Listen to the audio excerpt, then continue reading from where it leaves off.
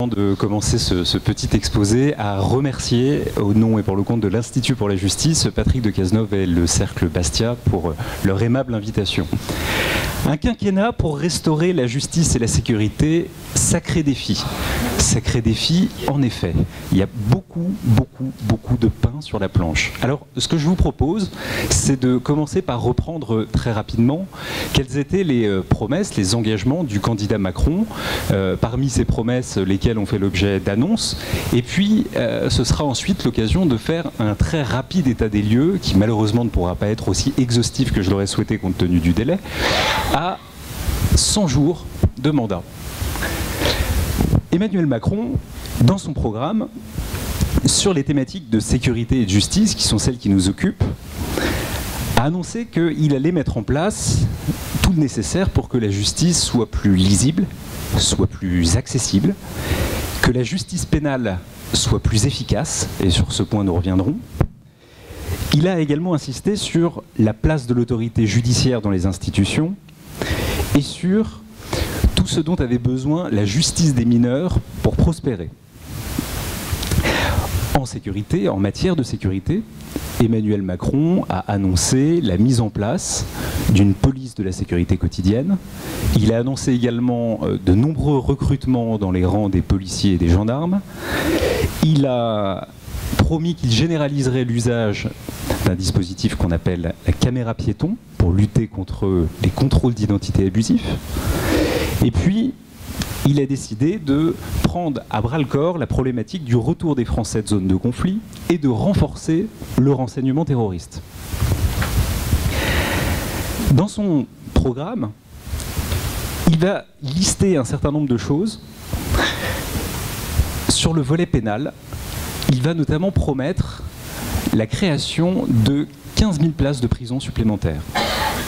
Je reviendrai sur ce point parce qu'il m'apparaît essentiel. 15 000 places de prison supplémentaires. Il a également défendu la cybersécurité et puis, je dirais un mot très rapidement de la question budgétaire. Alors je sais que dans cette salle, vous êtes tous des experts en économie, en finance. Pour ma part, ce n'est pas mon cas. Je ne suis qu'avocat et je vous prie de bien vouloir m'en excuser. Et à ce titre, je me contenterai de relever le fait que ça a quelque peu zigzagué depuis le début de ce mandat, puisque Emmanuel Macron a commencé par annoncer un certain nombre de baisses, de coupes budgétaires, tant dans la justice, on est autour de 160 millions de coupes, que dans les armées, je crois que tout le monde se souvient de la démission de Pierre de Villiers, et dans les forces de sécurité intérieure, avant d'annoncer qu'il augmenterait de divers pourcentages pour le budget 2018, certains du budget alloué à ces différents ministères. Emmanuel Macron, lors de ses 100 premiers jours de mandat, semble avoir mis l'accent sur, avant tout, un exercice de communication. Et je pense que c'est quelque chose qui est bien dommage lorsqu'on voit le degré d'urgence qui entache toutes les problématiques de justice et de sécurité, comme j'y reviendrai. Alors pourquoi je vous parle de communication ? Je vous parle de communication parce que lorsqu'on regarde le travail qui a été fait sur ces 100 jours, sur ces thématiques, lorsqu'on voit les thématiques sur lesquelles se sont mobilisés Gérard Collomb et Nicole Belloubet, donc le ministre de l'Intérieur et la nouvelle garde des Sceaux, eh bien on voit principalement deux textes. On voit le texte qui en réalité en recoupe plusieurs, qui est toute la thématique de moralisation de la vie politique, d'un côté, et on voit ensuite un deuxième texte qui est une nouvelle loi antiterroriste et qui vise à préparer la sortie de l'état d'urgence. À mon sens, on se trompe de priorité. Je ne suis pas en train de vous dire que ces textes ne sont pas nécessaires, qu'ils ne répondent pas à un certain nombre de problématiques qui sont réelles.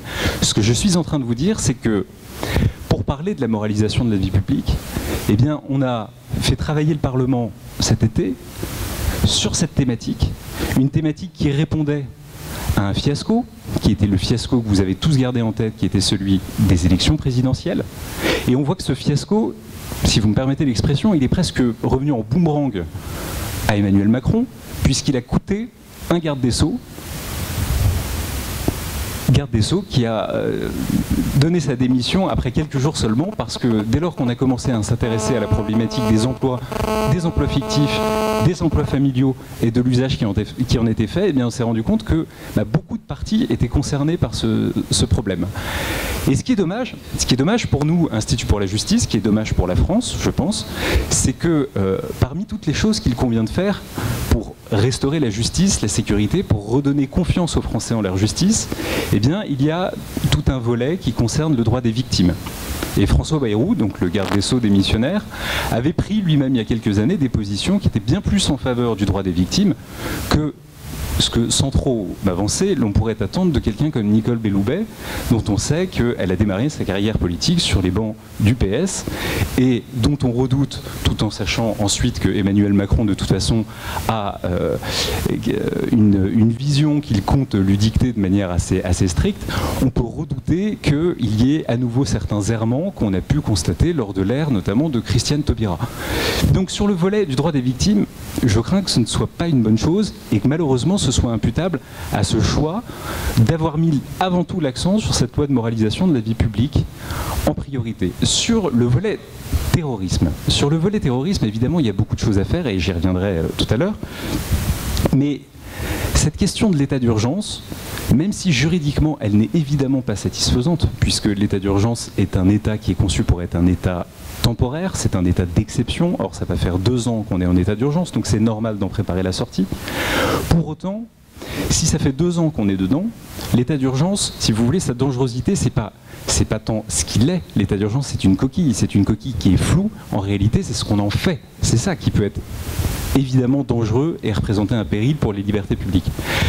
L'état d'urgence, s'il a pu attendre 2 ans, je ne vois pas très bien pourquoi est-ce qu'il ne pouvait pas attendre quelques mois de plus, le temps de s'attaquer à des problèmes qui m'apparaissent autrement plus urgents, et j'y viens. Parce que ce sont les problèmes qui ont fait l'objet de promesses, d'annonces, mais sur lesquels aujourd'hui, après 100 jours de passé, on n'a toujours rien de concret. Alors, le premier point, c'est la thématique de la prison. La thématique de la prison, elle est essentielle, parce que pour bon nombre d'infractions pénales, la prison, c'est le dernier maillon de la chaîne pénale. C'est le maillon de l'exécution des peines. Lorsque vous avez un individu qui est arrêté par les forces de police, que cet individu est traduit devant une juridiction, que cette juridiction le juge, qu'elle le condamne à une peine de prison et qu'on ne peut pas exécuter cette peine de prison, ou qu'on exécute cette peine extrêmement tardivement, ça ne sert à rien d'avoir mobilisé toutes ces personnes en amont de la chaîne pénale. Vous avez une politique dans ces cas-là pénales qui ne fonctionne pas, qui ne remplit pas sa fonction de dissuasion, qui n'est pas efficace. Eh bien, l'état des prisons en France, c'est un état qui n'a fait que se dégrader depuis une 30aine d'années. Il y a eu un manque de courage politique sur ces questions-là, avec un retard qui a commencé à être pris au début des années 80 par Robert Badinter pour des raisons idéologiques, qui a souhaité retarder des plans de construction de prisons, là où on avait un accroissement de la population et à certaines périodes un accroissement de la délinquance qui voulait qu'on élargisse le parc carcéral. Et à chaque fois qu'on s'intéresse à la question de la peine de prison, eh bien on se heurte à des oppositions qui sont très fortes et qui sont des oppositions le plus souvent idéologiques. C'est à ce moment-là qu'on va entendre tous les poncifs, suivant lesquels la prison est l'école du crime. En réalité, c'est la prison qui est la cause même du phénomène de la délinquance. Et pour certains d'entre eux, eh bien, on se rend compte que c'est complètement erroné. Et la criminologie, qui est une science qui s'est développée quand même au cours de ce dernier siècle et qui a produit un certain nombre d'études, notamment ces 10 et 15 dernières années, nous montre que l'effet de la prison est un effet qui est complexe et que des poncifs tels que celui qui consiste à répéter inlassablement que la prison est l'école du crime est un poncif passablement dangereux, parce que l'impunité est également une excellente école de la récidive. Et l'effet que produit la prison sur les individus est un effet qui est extrêmement variable, suivant le type d'individu, suivant le type de prison, suivant le type d'infractions qui peuvent leur être reprochées. Et lorsqu'on regarde l'état du parc carcéral en France, il est intéressant de le comparer à ce qui existe à l'étranger. Parce que vous aurez toujours les tenants de la politique anticarcérale qui vous diront, mais écoutez, en France, l'état des prisons est proprement scandaleux. En France, on enferme trop. On a une surpopulation carcérale endémique qui est catastrophique. Et là-dessus, la réponse à apporter, elle est complexe. Parce que oui, il existe un phénomène de surpopulation qui est concentré sur les maisons d'arrêt. Donc je ne sais pas si ici vous êtes familier des différents types de prisons qui peuvent exister en France. Les maisons d'arrêt, ce sont les prisons qui ont avant tout vocation à recevoir, à détenir des personnes qui sont en détention provisoire, c'est-à-dire des personnes qui attendent d'être jugées par les juridictions. La surpopulation carcérale, elle est réelle, elle est évidente sur les maisons d'arrêt en France. Elle n'existe pas sur les maisons centrales. Les maisons centrales sont les prisons pour longue peine en France. Donc là aussi, c'est un phénomène qu'il faut aussi circonscrire si on ne peut pas raconter n'importe quoi. L'autre chose qu'on va vous dire, c'est que les prisons sont en France largement suffisantes. Or, si on regarde un certain nombre d'indices qui sont notamment les taux d'incarcération. Un taux d'incarcération, c'est un taux qui permet donc de mesurer le nombre de personnes qu'on place en détention par rapport au nombre de personnes dans la population. Donc le taux d'incarcération en France, il tourne autour de 100 détenus pour 100 000 habitants. C'est un taux qui est inférieur à la moyenne et à la médiane européenne, qui est très inférieur. C'est un taux qui est très inférieur à des pays comme le Royaume-Uni, comme l'Espagne. C'est un taux qui est très inférieur aux États-Unis. Et il y a à ce moment-là, lorsqu'on commence à regarder ce taux et qu'on compare les différents pays, il y a évidemment des pays qui ont un taux d'incarcération plus faible que la France. Et parmi ces pays-là, il y a un pays dont on parle beaucoup, c'est les Pays-Bas. Les Pays-Bas est un pays qui a un taux d'incarcération extrêmement faible. Et évidemment, on ne peut que se réjouir de voir une politique pénale qui fonctionne, avec moins de personnes en détention, avec moins de frais, puisque tout ça, ça engendre évidemment de nombreux frais. Mais là aussi, il faut se garder d'une vision un peu trop lointaine. Parce que lorsqu'on regarde d'un petit peu plus près, les Pays-Bas qui ont un taux d'incarcération qui avoisine les 60 détenus pour 100 000 habitants, je répète, en France, on est à 100 détenus pour 100 000 habitants, on a une moyenne européenne qui est autour de 130 détenus pour 100 000 habitants, aux États-Unis, on parle de 700 détenus pour 100 000 habitants, c'est pour vous donner des ordres de grandeur. Eh bien, lorsqu'on regarde d'un petit peu plus près, aux Pays-Bas, on met beaucoup plus de personnes chaque année en prison qu'en France, en rapport avec la population. Si on calcule le nombre d'entrants qu'on met en prison en France chaque année, pour 100 000 habitants, on va mettre 130 personnes en prison. Aux Pays-Bas, on en met près de 250. Il y a une explication. Cette explication, c'est que aux Pays-Bas, les peines de prison sont plus courtes qu'en France. Mais en réalité, elles sont plus courtes en France pour les petits délits. Pour les infractions qui sont graves, ce sont des durées qui sont comparables avec ce qu'on peut avoir en France. En France, la politique anticarcérale fait que du coup, on a ruiné une partie de l'efficacité de notre politique pénale. On a ruiné une partie de la dissuasion. Pourquoi je vous dis ça? Parce que, puisqu'on n'a pas construit suffisamment de prisons, puisqu'on a une surpopulation de maisons d'arrêt, de certains centres de détention, eh bien on a eu de cesse de créer des mécanismes toujours plus complexes pour réduire les flux entrants en prison et accélérer les flux sortants. Alors parmi tous les dispositifs qu'on a créés, eh bien, vous avez évidemment tous les mécanismes de sursis, mais ça qu'on peut retrouver dans d'autres pays. Vous avez un dispositif qui est un peu plus récent, puisqu'il date de la loi du 15 août 2014, qui était la grande loi pénale de Christiane Taubira. C'est la contrainte pénale. La contrainte pénale, c'est un outil supplémentaire dont dispose un magistrat qui peut estimer que plutôt qu'incarcérer quelqu'un jusqu'à 5 ans de prison, alors ensuite il y avait un plafond qui normalement a disparu depuis le 1er janvier 2017, mais la contrainte pénale en réalité elle est assez peu appliquée aujourd'hui dans les tribunaux, eh bien, on a la possibilité de faire en sorte que cette personne soit suivie, mais qu'elle n'aille pas en détention. On a, pour travailler sur la question toujours des flux entrants, on a une règle qui a été créée par la droite en 2004, qui vient poser un principe suivant lequel, lorsqu'un individu est condamné à une peine d'emprisonnement ferme, alors en 2004 c'était jusqu'à 1 an de prison ferme, mais qu'à la barre du tribunal n'est pas décerné un mandat de dépôt, ce qui signifie qu'à l'issue du procès on ne passe pas les menottes à l'individu, eh bien dans ces cas-là le principe n'est pas l'exécution de la peine d'emprisonnement ferme. Le principe est de prendre rendez-vous avec un juge d'application des peines, et comme évidemment il y a beaucoup de monde qui attend, eh bien on attend 6 mois, et puis ensuite le métier de ce deuxième juge, alors qu'aucune journée n'a été passée en détention, le but de ce deuxième juge est de défaire ce qu'a fait le premier. Il doit trouver une solution pour faire en sorte que la personne n'aille pas en prison, parce que de toute façon il n'y a pas de place en prison. Donc on va aller le mettre sous bracelet électronique, on va commuer ça en travaux d'intérêt général, on va chercher une solution. Eh bien cette loi de 2004, qui émane des travaux de Denis Perben, a été aggravée en 2009 par Rachida Dati, et on est passé d'1 an à 2 ans.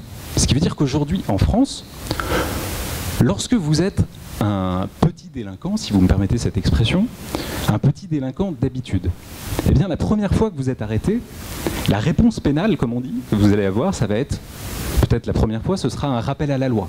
Un rappel à la loi, qu'est-ce que c'est? C'est un magistrat ou un officier de police judiciaire qui ouvre le code pénal, qui vous dit, regardez, attention monsieur, le vol, qu'on définit comme la soustraction frauduleuse de la chose d'autrui, vous fait encourir une peine de 45 000 € d'amende et 3 ans d'emprisonnement. Attention, qu'on ne vous reprenne pas. Ça, ce sera le premier passage. Le deuxième passage, ça pourrait être par exemple une peine de prison d'1 mois avec sursis, un sursis simple. Ce qui veut dire que s'il ne se passe rien dans les 5 ans, on oublie, il ne s'est rien passé. La troisième fois, ce sera une peine de sursis mise à l'épreuve. Ce sera 3 mois, 4 mois, 5 mois avec un sursis mis à l'épreuve, ce qui veut dire que pendant une durée qui sera fixée par le tribunal, eh bien, la personne sera astreinte à un certain nombre d'obligations. Si elle ne les respecte pas, elle est censée aller en prison. Évidemment, c'est rare en pratique. Et les obligations, le plus souvent, sont l'obligation de chercher un travail, l'obligation de soins, d'aller se faire soigner, parce que très souvent, lorsqu'on était un délinquant en France, eh bien, on considère qu'il y a une raison aussi de rééducation et une raison de santé qui se pose. Donc très souvent, vous avez l'obligation de soins qui intervient. Et se pose naturellement la question du suivi et du respect de ces obligations. Et là, encore une fois, eh bien, les conseillers d'insertion et de probation étant complètement dépassés, il y a de très fortes carences dans le suivi des obligations. Donc, pour résumer, il ne se passe pas grand-chose non plus. Donc rappel à la loi, sursis simple, sursis mise à l'épreuve. Vous avez également des travaux d'intérêt général. Alors ça c'est évidemment quelque chose de très intéressant, parce que là on est dans une réponse pénale qui est concrète. Ça veut dire qu'il se passe quelque chose pour l'individu.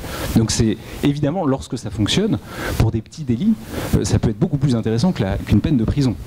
Sauf que là aussi ça pose des problématiques qui vont être des problématiques de suivi et de respect de ce travail d'intérêt général. S'il est effectué, oui ou non. Et ce que je suis en train de vous dire, c'est que lorsqu'on met en perspective ce mode de fonctionnement de la justice quotidienne en France, avec ce que nous enseigne la criminologie, qui montre que de manière extrêmement schématique, par exemple pour un voleur, il va être attrapé 1 fois sur 10. Il y a une rationalité du choix du délinquant. Il y a un rapport coût-bénéfice. Plutôt que se lever le matin pour aller travailler, eh bien, il va vivre de son activité délinquante. Et s'il est attrapé 1 fois sur 10, et que la réponse pénale est une réponse que je me bornerai à qualifier de symbolique, c'est-à-dire une réponse qui n'a aucune réalité tangible pour lui, eh bien, il n'a aucun intérêt, mais aucun intérêt à changer son mode de vie.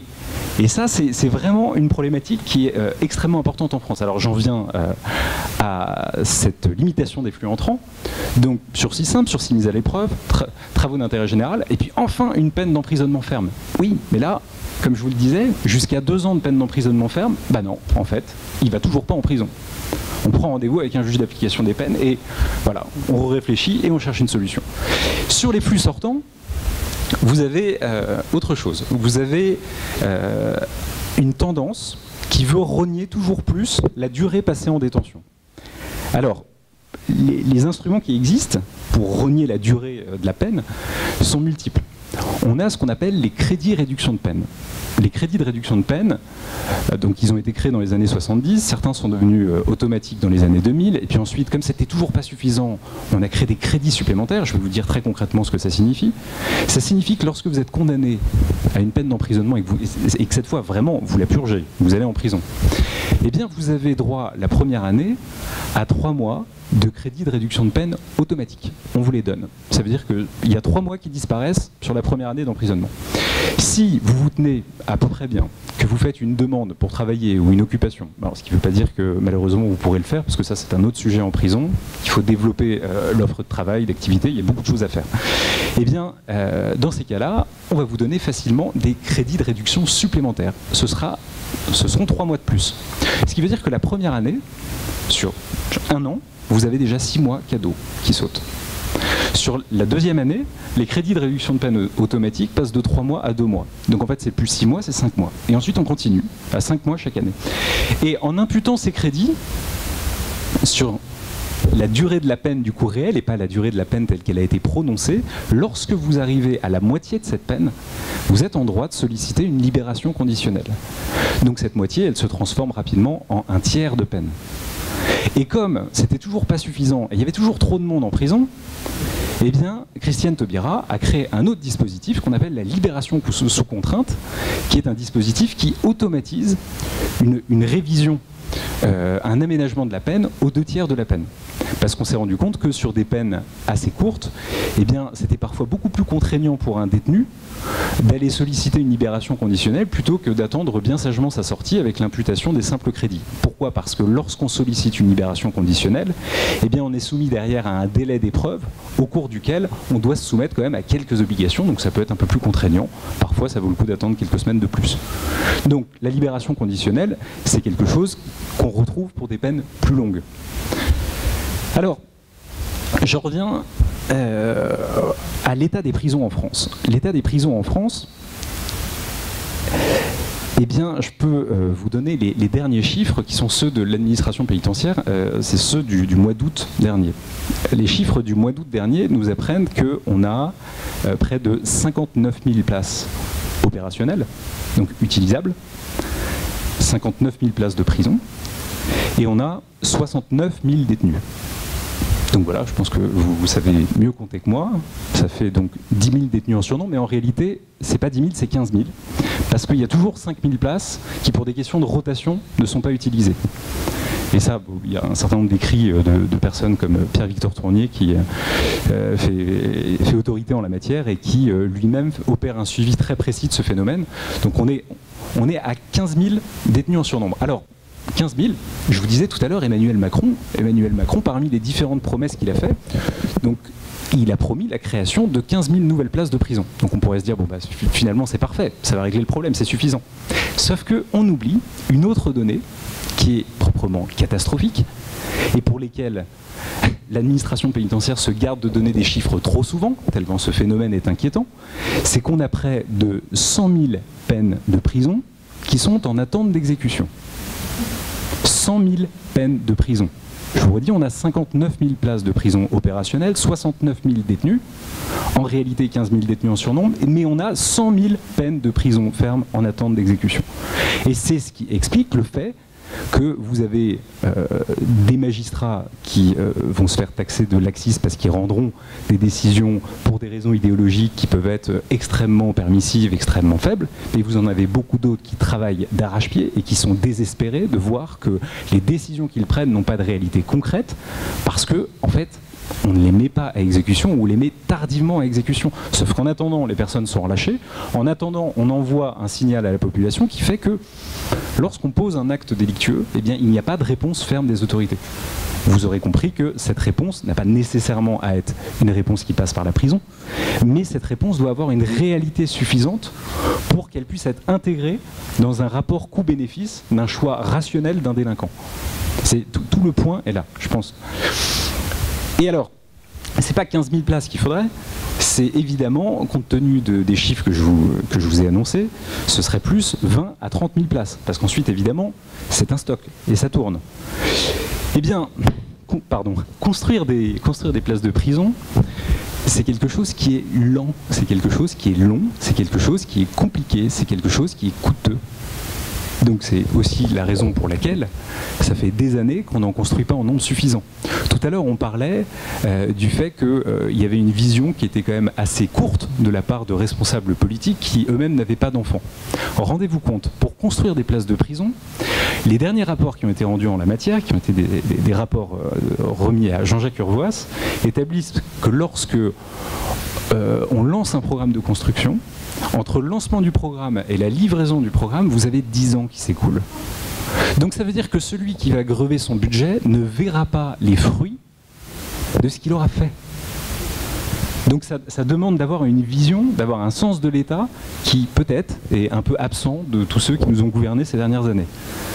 Et ça pose une autre difficulté, c'est que l'urgence, elle est actuelle. Donc pourquoi c'est long de construire des places de prison? D'abord parce qu'il y en a beaucoup, vous l'aurez compris, mais ensuite parce que construire des bâtiments qui sont sécurisés, c'est quelque chose de compliqué et c'est quelque chose de coûteux. Ce qui veut dire qu'il faut absolument poser la question de la diversification des prisons qu'on construit. Pourquoi diversification? Parce que vous avez des profils de délinquants qui sont multiples. Vous n'êtes pas obligé d'avoir 50 miradors si vous défendez des individus qui sont là pour des petites infractions. Ça, vous pouvez les garder pour ceux qui sont des psychopathes en puissance. Vous pouvez faire un tri.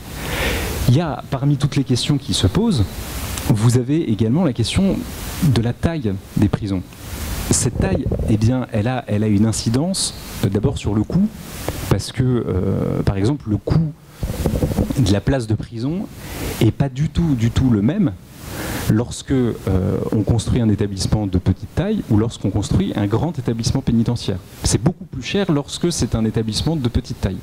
Mais dans ces cas-là, si on construit plus de grandes prisons que de petites prisons, eh bien, ça pose une problématique différente qui est celle du maillage territorial. Ce qui veut dire que vous enfermez des gens potentiellement plus loin de là où ils vivent. Ce qui pose la question de l'entretien des liens familiaux, qui est un point important. Alors on pourrait le balayer d'un revers de main en disant mais finalement ils n'avaient qu'à pas adopter tel comportement, ça fait partie de la sanction. On peut aussi regarder ce que nous enseigne la criminologie à cet égard et on voit que l'entretien des liens familiaux c'est un facteur qui vient endiguer la récidive. C'est parce qu'on a charge de famille et parce qu'on sait qu'il y a un certain nombre d'individus qui comptent sur nous que aussi eh bien, on peut réfléchir à 2 fois avant de poser un acte qui entraîne des conséquences. Et donc vous voyez c'est complexe. Mais une chose est certaine, c'est qu'on ne peut pas attendre plus longtemps. On ne peut pas se permettre de polariser des parlementaires sur des débats qui sont des débats qui ont occupé les présidentielles pour des jeux de politiciens sur les dossiers qu'on fait ressortir sur un tel et un tel, alors que dans tous les partis ils sont plus ou moins mouillés, alors qu'on a cette situation qui ne fait, comme je vous le disais, que se dégrader. Je vous ai parlé de chiffres, maintenant je vais vous parler d'exemples un petit peu plus concrets pour vous faire prendre la mesure de ce qui se passe quotidiennement dans les prisons. Cet été, par exemple, eh bien, cet été, on a eu près de 480 incidents dans les prisons françaises. On a noté une tentative d'assassinat, on a noté plusieurs prises d'otages, on a trouvé 75 armes, il y a eu 11 évasions, juste pour cet été, hein, juillet et août. Vous avez, cette année, une dizaine de véhicules de surveillants de la pénitentiaire qui ont été brûlés sur les parkings des prisons. Ça, c'était au Baumette, à Marseille. On en a eu 5 à Villepinte qui ont été brûlés également.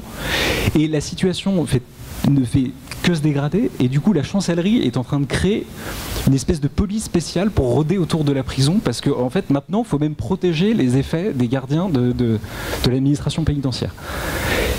On est dans une situation qui est proprement catastrophique. Les chiffres dont on dispose pour l'année dernière, les chiffres à 6 mois, on avait 25 interventions des ERIS. Les ERIS, qu'est-ce que c'est? Ce sont les forces spéciales qui interviennent dans les prisons. C'est une espèce de GIGN de l'administration pénitentiaire. Lorsqu'on a des prises d'otages et des choses extrêmement compliquées qui peuvent se passer derrière les murs. 25 interventions l'année dernière. On a eu 5000 agressions de surveillants, 10 prises d'otages. On a trouvé sur 6 mois 16 000 téléphones portables, 6 000 produits stupéfiants, 700 armes, des explosifs, 800 sommes d'argent et 300 produits alcooliques. Et depuis quelques mois, il y a un autre phénomène qu'on voit apparaître, qui est celui des drones. Vous avez des drones qui maintenant survolent de plus en plus les prisons et le 15 août dernier, à Valence, vous avez eu une livraison dans la prison par drone de choses qui peuvent être des armes, qui peuvent être des explosifs. Et c'est très concret ce que je vous dis, parce qu'il y a eu une autre information qui a été savamment étouffée par la presse, qui était une information qui est sortie juste avant l'été, qui est un colis qui est arrivé en prison.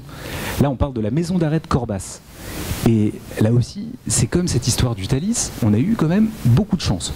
Parce que le colis n'est pas arrivé au bon destinataire. Or, qu'est-ce qu'il y avait dans ce colis? Eh bien, dans ce colis, il y avait des liens en plastique, des couteaux, un texte qui faisait allusion à l'État islamique. Il y avait tout ce qu'il fallait pour faire un attentat à l'intérieur de la prison. Et comme le colis n'est pas arrivé au bon destinataire et que celui qui l'a reçu a eu la bonne idée de prévenir l'administration pénitentiaire, heureusement ça n'a pas circulé. Mais sinon, c'est revendu et tout cela circule. Donc on a vraiment... oui, oui, tout à fait. Ça vaut une remise de peine.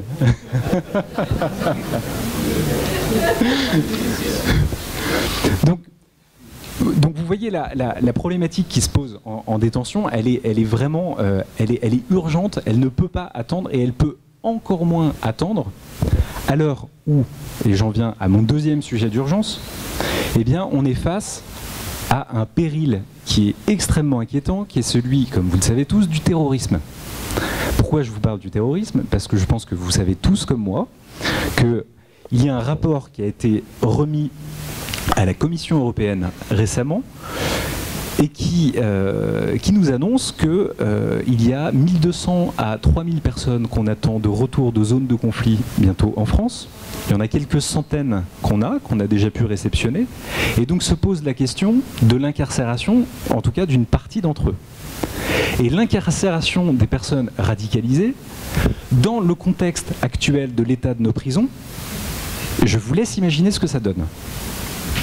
Alors, pour vous donner 2-3 indices et vous mettre sur la voie, eh bien c'est notamment ce qui s'est passé l'année dernière, à peu près à cette période de l'année, à Oni, lorsqu'on a eu la bonne idée de créer des unités dédiées où on a rassemblé entre eux un certain nombre de personnes qui étaient radicalisées et où ça s'est terminé par une tentative d'assassinat sur 2 gardiens de l'administration pénitentiaire et avec des images de vidéosurveillance qui étaient extrêmement inquiétantes et qui montraient que pendant 2 heures, les personnes qui avaient commencé donc à égorger avec des bouts de vitres cassés les gardiens de l'administration pénitentiaire étaient en train de faire passer sous les portes, en circulant complètement libre dans le couloir, étaient en train de faire passer des bouts de vitres à plein de personnes pour organiser une levée de bouclier générale.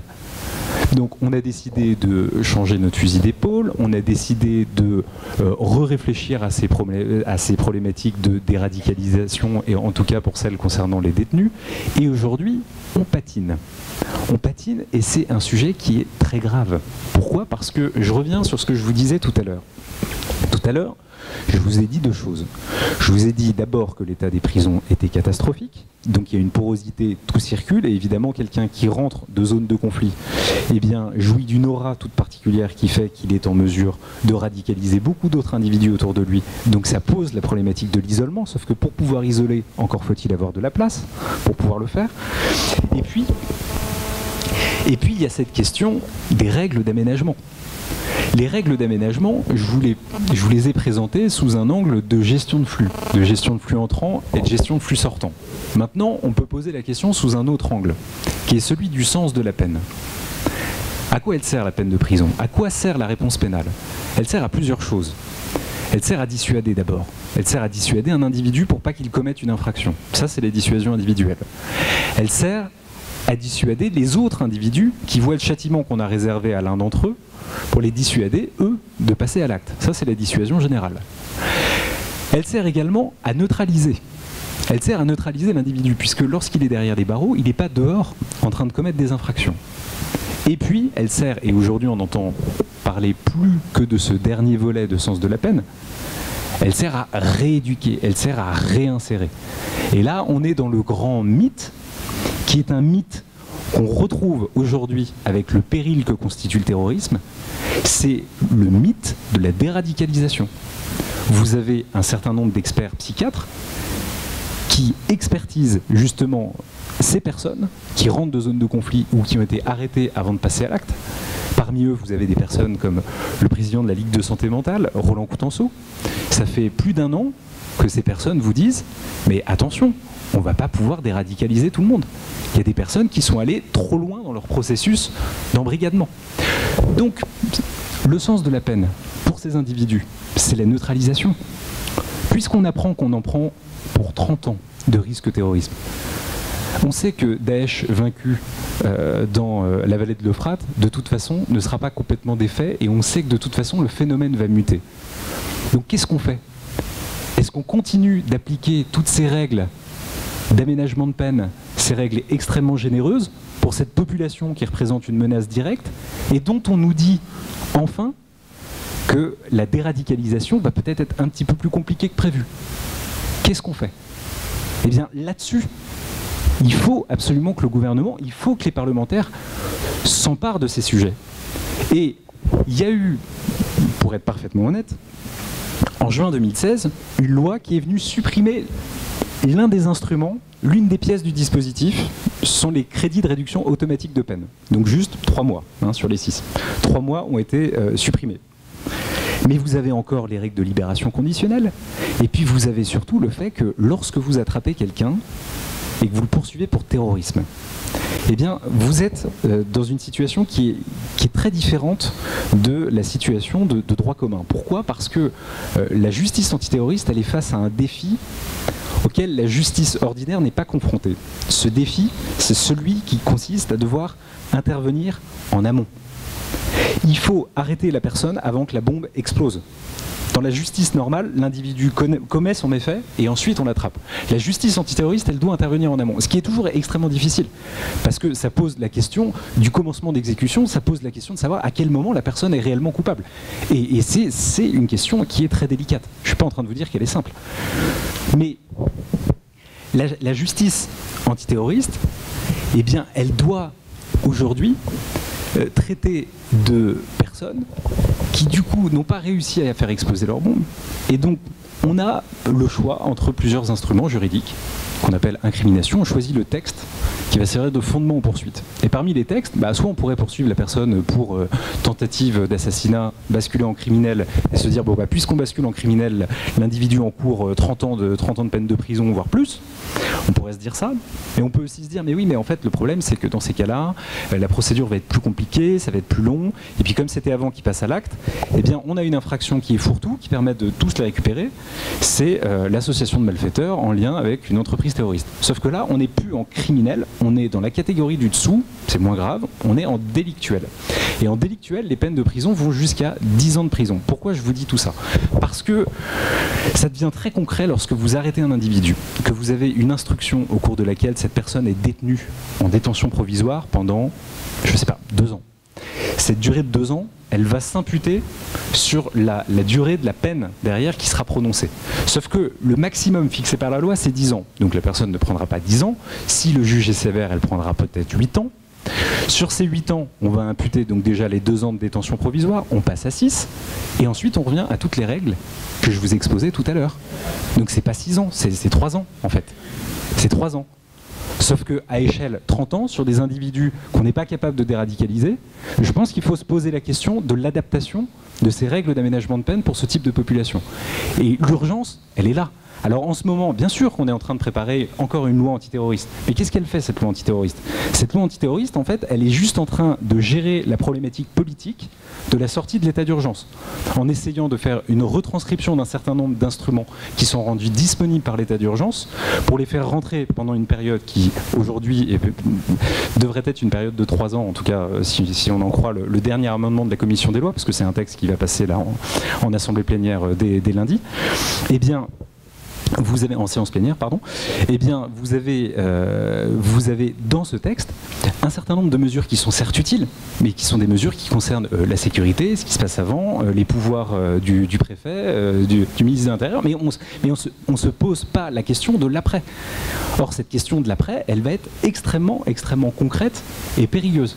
Alors il y a un point sur lequel ils ont quand même fini par réagir. Au début de l'année, c'était la problématique de la composition de la cour d'assises spéciale. Parce que lorsqu'on juge des terroristes, on ne les juge pas avec une cour d'assises normale, c'est-à-dire avec des jurés qui pourraient être vous. C'est une composition qui est exclusivement de magistrats professionnels. Donc la raison, elle est simple, c'est pour éviter qu'il y ait des pressions qui soient exercées sur les jurés particuliers. Le problème, c'est que du coup, ça consomme beaucoup de magistrats, une juridiction comme celle-là.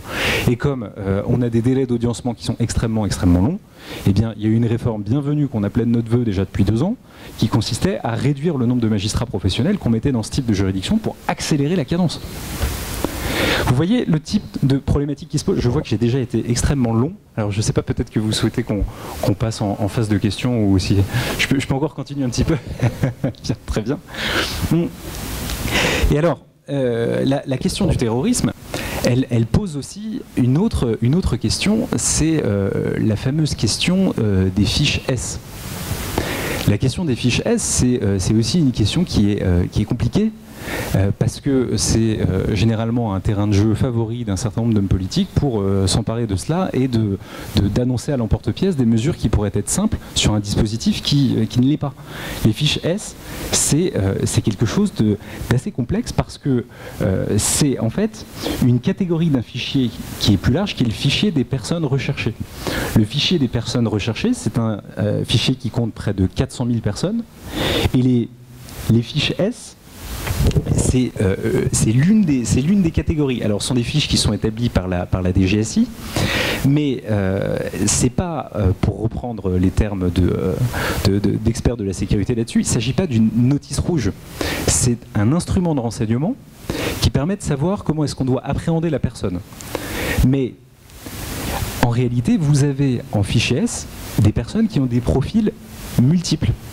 Vous avez, au mois de juin, je crois qu'on estimait à 24 000 le nombre de fichiers S. Sur ces 24 000 de fichiers S, vous avez dedans des hooligans, des zadistes, des membres du PKK, et puis vous avez des Français qui sont là, radicalisés pour une allégeance à Daesh et compagnie.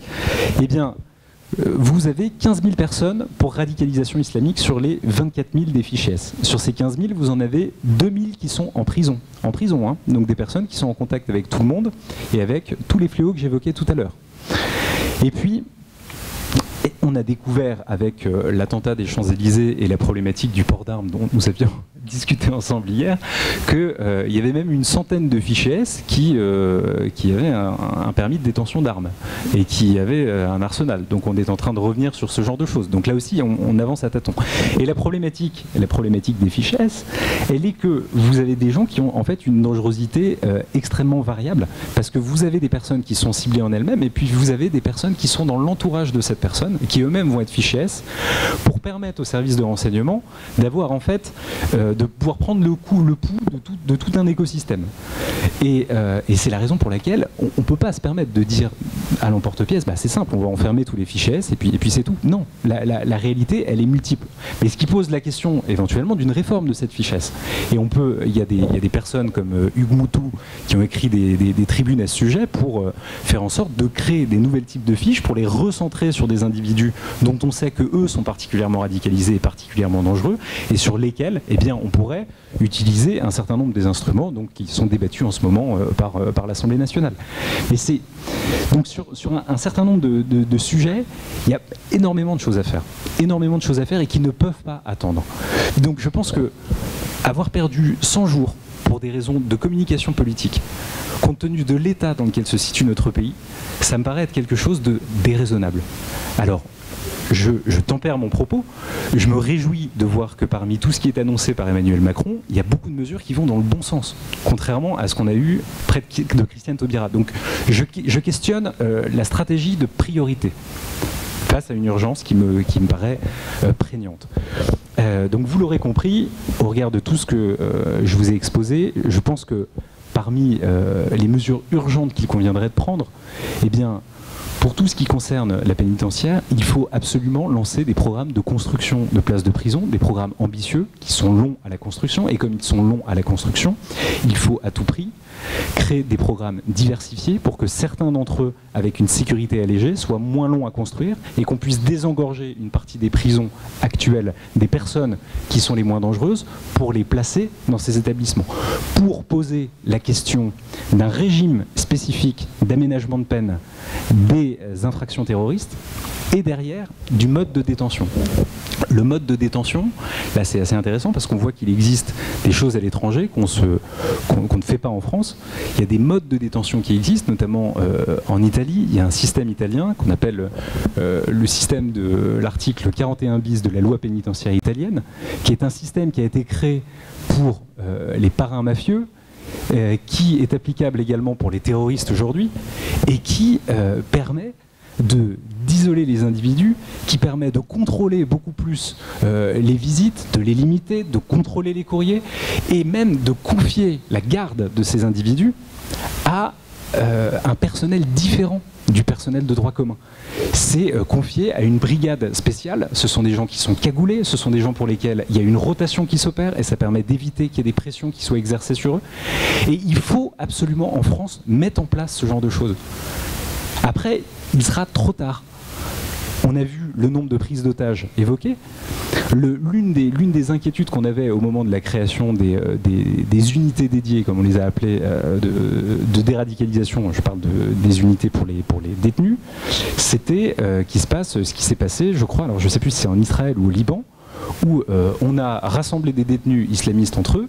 Eh bien, ils ont proclamé la constitution d'un califat et il a fallu, j'exagère, mais envoyer les chars d'assaut sur la prison. Donc il faut penser à ce genre de difficultés. Donc il faut penser la question de l'isolement, tant de l'isolement des autres personnes que de l'isolement entre eux. On ne peut pas réunir ensemble des personnes qui du coup auront nécessairement un degré de radicalisation qui sera différente et dont on est à peu près certain que le plus radicalisé va tirer vers lui le moins radicalisé. Mais pour ça, il faut avoir de la place. Donc il faut construire. Et c'est long de construire. Donc il faut absolument, absolument s'emparer de tous ces sujets. Voilà, je vous laisse poser vos questions si vous le souhaitez. Merci beaucoup. Merci Guillaume. Alors première question, Jacques. Alors Jacques,